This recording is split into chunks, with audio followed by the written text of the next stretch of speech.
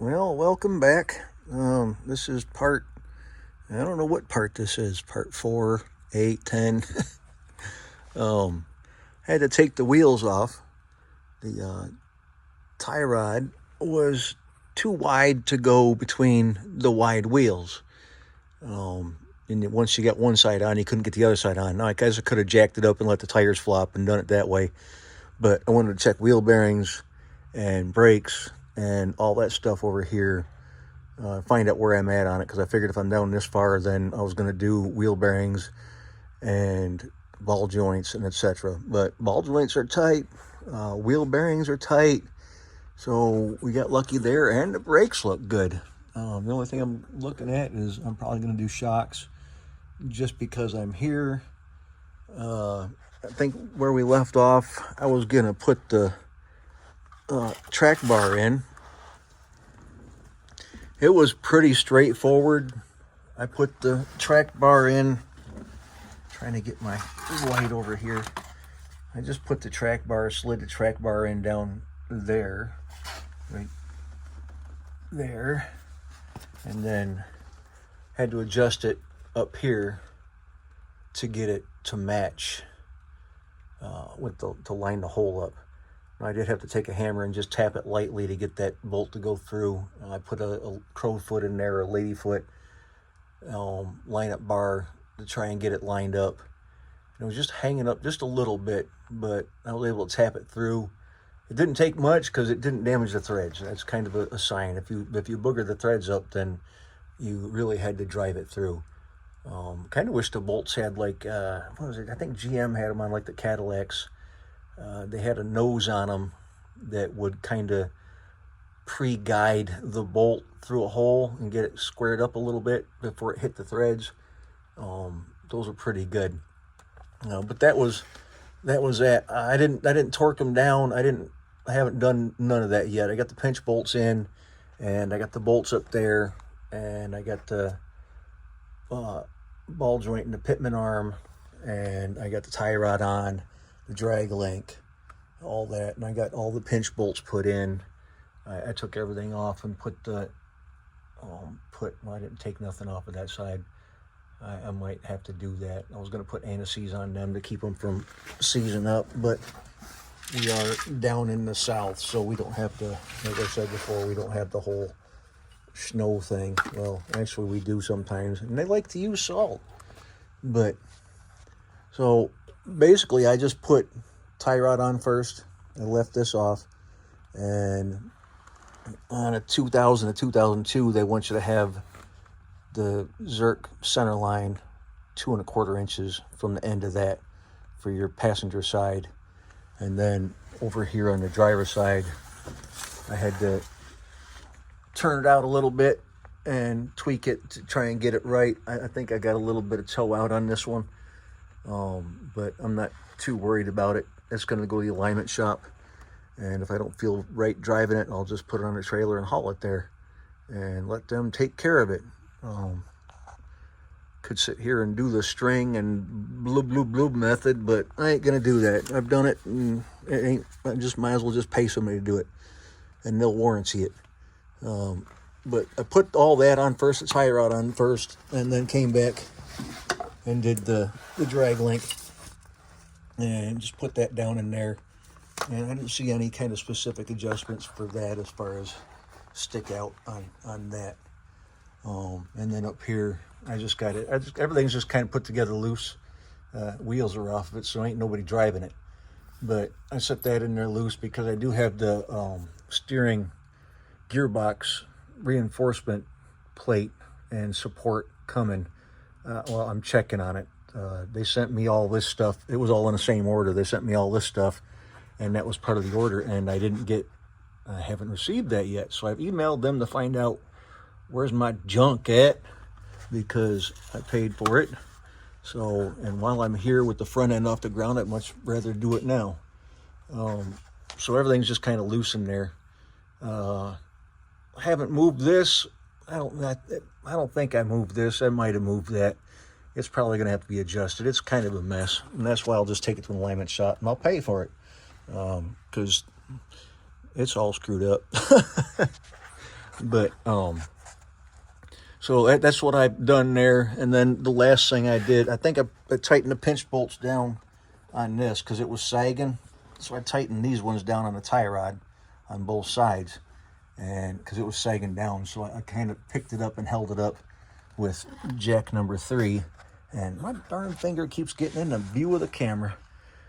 My jack, I held it up with the jack stand and then snugged the pinch bolts down on both sides because it was falling. So I wanted to keep that up, and then got this put up in there. And then the last step was putting on the Fox, and you can't see the sticker. I was hoping for the sticker to be facing forward, but whoever builds these, this is how they're mounted. Put the sticker on the side where you can see it.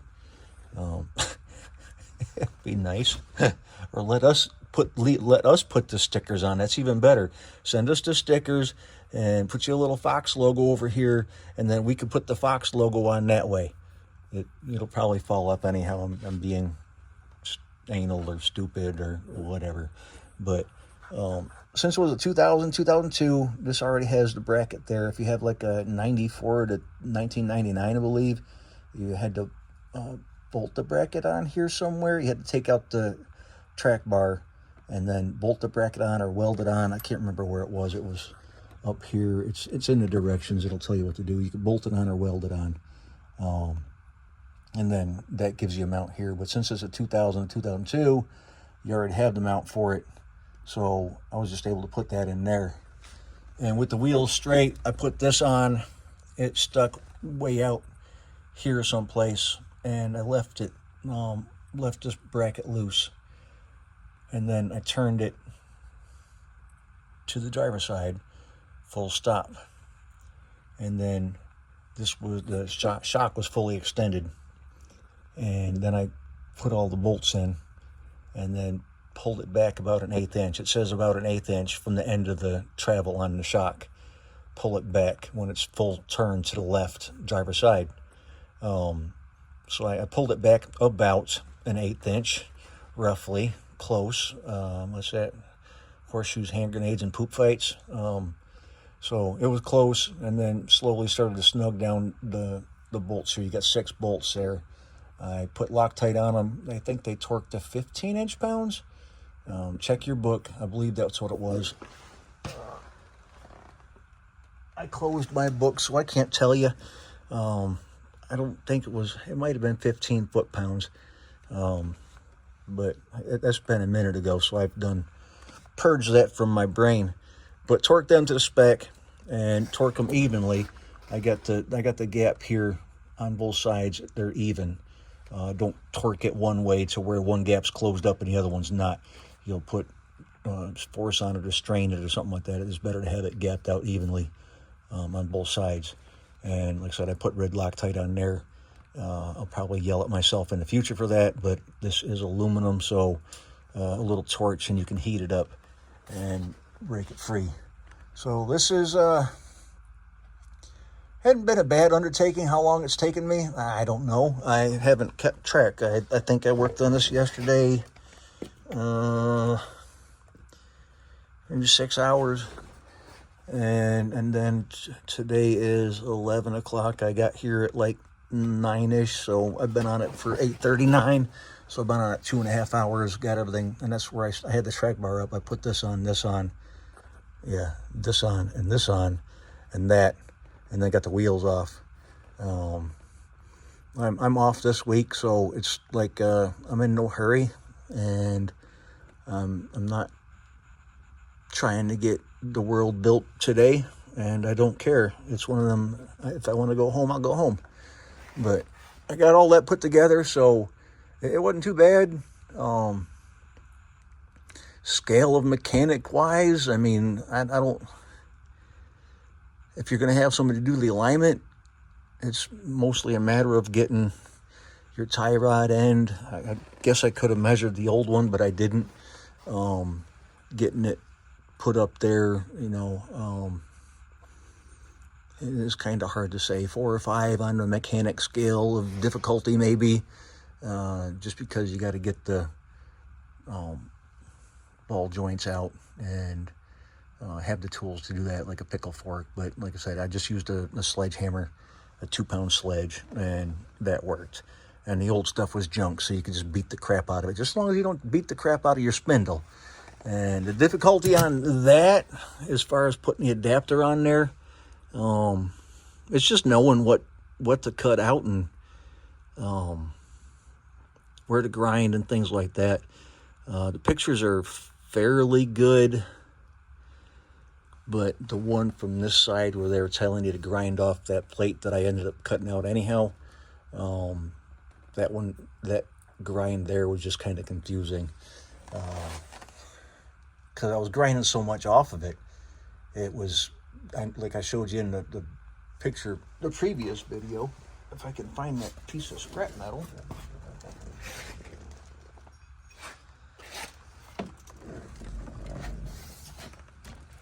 Where is it? Well, I think oh, there it is. So you can see the thickness of it. Trying to give a reference here. There's my finger, and there's the thickness of it. But where I was grinding on it, where it had to get more metal off of it, was right here. And you can see that. It's a razor blade. And I had to take more off this way. I think that was a weld over there. No, that wasn't a weld, but I had to take more off over that way. And so it just got to the point where if I was going to thin this out like that over here, this wasn't doing anything. It literally is not going to do anything. If it actually has any kind of support or structural, if it has any structural need, or it's going to be required, once you grind all this stuff off flat and you got a piece of, I don't know, 22 gauge or 28 gauge metal there, it's not worth anything. So that's why I just decided, cut the whole thing out. Just get rid of it. So like I said, you get up in there and you can cut it this way, cut it back there, clean up that bracket, and if you buy this, you'll see it in the picture, because that's like one of the first things they show you is the picture of the, do you have to grind, don't you have to grind? And the don't have to grind is just this bracket over here that I showed in the previous video, and it doesn't have this stamped steel, whatever the heck that thing is for. Like I said, maybe it's something for support on the cross member, but I don't see anything over on the other side similar to that. Or maybe it was extra support for that bracket here, the existing one that's welded to the frame. It could have been what it was. It's like an existing, or a support reinforcement for it, to maybe the early ones were cracking the frame. I don't know, but it's not, once you grind all that stuff off of it, it's going to be so thin that whatever it was meant to do, it's not going to do.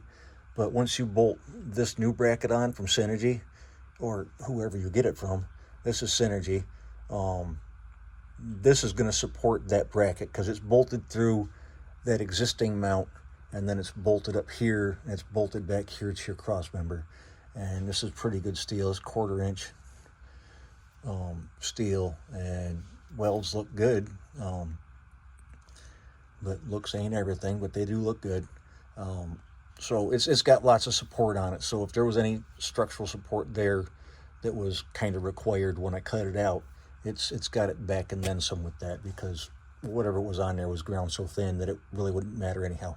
So that's about the only thing that's going to be more technical or complicated, is getting that, and then making sure you have some good drill bits to drill through that, because right where mine landed, that was, like I said, that wasn't too far from that weld, and that was pretty tough. So that's pretty much it on this part. I don't think, when I get back when I finally get my piece to the support there for the steering gearbox, I'll film that too, but I don't know when that's going to get here, and I'd really much rather have that put on before I go do the alignment. But I got a fast system coming, and I got I don't know if they've done a killer dowel pin, so I got to check that and take that off. So we're going to be into the front cover doing coolant. And then we got fog light wiring here. This is some, like, I used my speaker wire from my house speakers or something for my fog light wires. I don't know what the heck this is. Probably why the fog lights don't work. So yeah, we got some more work to do on this truck, and plenty of cleaning anyhow. Got any comments? Leave them. Subscribe if you like the videos.